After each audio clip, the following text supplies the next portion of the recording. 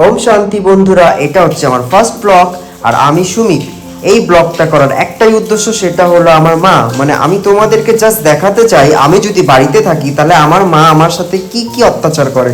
অত্যাচার বলতে তোমরা দেখতেই পারছো আমি কি করছি। মানে আমি ছেলে কম, কিছুক্ষণের জন্য কাজের লোক হয়ে যাই, যেটা আমার একদম ভালো লাগে না, কিন্তু বাধ্যতামূলক করতে হয়।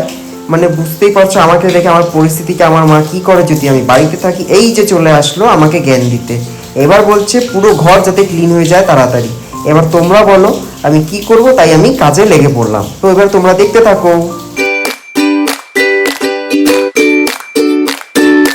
তারপর এই যে যত রাগ ছিল আমার সব এই ট্যাডিটার উপরে ঝাড়লাম, আর তার সাথে সাথে ট্যাডির ছোট ছোট বাচ্চাগুলো আছে সেগুলোর উপরেও ঝাড়লাম। তোমরা দেখো, দেখলেই বুঝতে পারবে যে আমি কি করছি। তো যাই হোক, চেষ্টা করছি নিজের রাগটাকে কন্ট্রোল করার। তো এবার আমি ফ্রেমগুলো গুছার জন্য লেগে পড়লাম। আর এগুলো যদি আমি না করি সেটাও হবে না, কারণ যদি না করি শুরু হয়ে যাবে মার আবার, যে এত বড় হয়ে গেছিস একটা কাজ করতে পারিস না, আমার দ্বারা এত কিছু সম্ভব না। তো অত কথা কে শোনে ভাই, চলো যতটুকু সম্ভব আমি করার চেষ্টা করছি। আর সত্যি কথা বলতে কি, আমি পুরো হাঁপিয়ে গেছি, সেই এক সকাল থেকে করছি। তো চলো আমি আবার আমার কাজে লেগে পড়লাম। তবে একটা কথা বলতেই হয়, যত কিছুই হোক, তবে এই পরিষ্কারটা করে নিজেকে একটা শান্তি ফ্রেশ ফিল করছিলাম।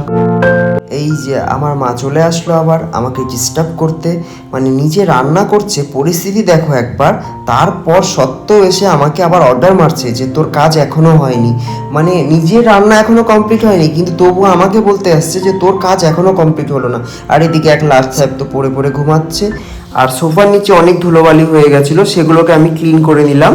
আর তার সাথে এই সোফার কভারগুলোকে খুলে রাখলাম।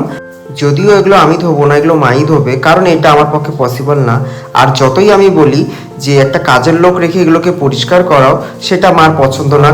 মা বলে যতটুকু করব নিজেই করব, মানে এটা হচ্ছে মার একটা কথা। তো যাই হোক, ঠিক আছে, ঘরের ভেতরের কাজগুলো হয়ে গেল। এবার আমি চলে আসলাম অ্যাকোরিয়াম পরিষ্কার করতে।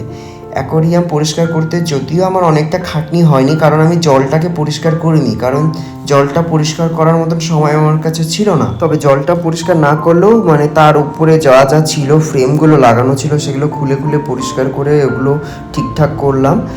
এবার চলে আসলাম আমি সিঁড়ি পরিষ্কার করতে। যদিও এটা ঝাড়ু দিয়ে ঝেড়ে পরিষ্কার করার কথা ছিল, কিন্তু এত বড় সিঁড়ি ঝাড়তে গেলে আমার কোমরের অবস্থা শেষ হয়ে যাবে। তাই আমি বেশি কিছু না করে জল দিয়ে পরিষ্কার করে নিলাম। তো তোমরা বুঝতেই পারছো যে পরিষ্কারই আছে, জাস্ট জল দিয়ে এটাকে আরেকটু ক্লিন করে নিচ্ছি। যদিও এভাবে পরিষ্কার করছি, আমার মা দেখতে পারছে না, মা দেখলে হাতে ঝাড়ু ধরিয়ে দিবে। তো যাই হোক, মা এখন রান্নাঘরে ব্যস্ত আছে, এতটুকু সময় মা কিছু বুঝতে পারবে না। আর যতক্ষণে মা বুঝতে পারবে ততক্ষণে আমার সিঁড়ি ধোয়া অলমোস্ট কমপ্লিট হয়ে যাবে। আর এটা ছিল একটা ফ্লাওয়ার ভাস। ওই যে বললাম না আমি যে আমি জল দিয়ে ক্লিন করে নিই, তো একবারে জল দিয়ে ক্লিন করে নিলাম, পুরো ধুলো যা ছিল ওর মধ্যে সব চলে গেল। তো যাই হোক, আমার সিঁড়ির কাজটা অলমোস্ট কমপ্লিট হয়ে গেল। তো এবার আমি চলে যাব আমার সামনের রুমে। সেম এই রুমটাকেও আমি ধুয়ে ফেললাম। আর এই রুমটা পরিষ্কার করতে অত ঝামেলা হয় না, কারণ এটা বাইরের একটা রুম, যেখানে কোনো ফার্নিচার সেট বা কিছু থাকে না। তো একটু জল দিলেই জানলা দরজা সব কিছু ধোয়া হয়ে যায়, তো অসুবিধা হয় না। তো এটা আমি ফার্স্ট একটু করে ফেললাম। আর এই ঘরটাই বেশি নোংরা হয়, কারণ এটার একদম রাস্তার উপরেই। এবার চলে আসলাম আমি আমার প্লান্টের কাছে। আমি গাছ খুব ভালোবাসি, সেটা তোমরা দেখলেই বুঝতে পারছো। এই প্লান্টগুলোকে আমি যতটা সম্ভব চেষ্টা করি ভালো করে রাখার, কারণ এগুলো ঘরের ভেতরেই থাকে, যেগুলো বেশি রোদ না পড়লেও কোনো অসুবিধা হয় না, কিন্তু জলটা ঠিকঠাক দিতে হয়। তো আমি চেষ্টা করি যতটা সম্ভব এদেরকে ঠিকঠাক রাখার, কারণ এগুলো আমি খুব ভালোবাসি। ভালোবাসার মধ্যে আমি প্লান্ট খুব ভালোবাসি, যেটা তোমরা দেখছোই, বুঝতেই পারছো, এগুলো সব কিছু আমারই করা। এগুলো আমি করতে খুব ভালোবাসি। মা ঘর গোছাতে ভালোবাসে আর আমি প্লান্ট রাখতে ভালোবাসি। তো যাই হোক, দুজন মিলে ঘরটাকে কীভাবে ভালো রাখা যায় চেষ্টা করি রাখার। মার কথা মতো খালি আমি ঘরটাকে পরিষ্কার করি, কিন্তু এটা আমি আমার নিজের থেকেই করি।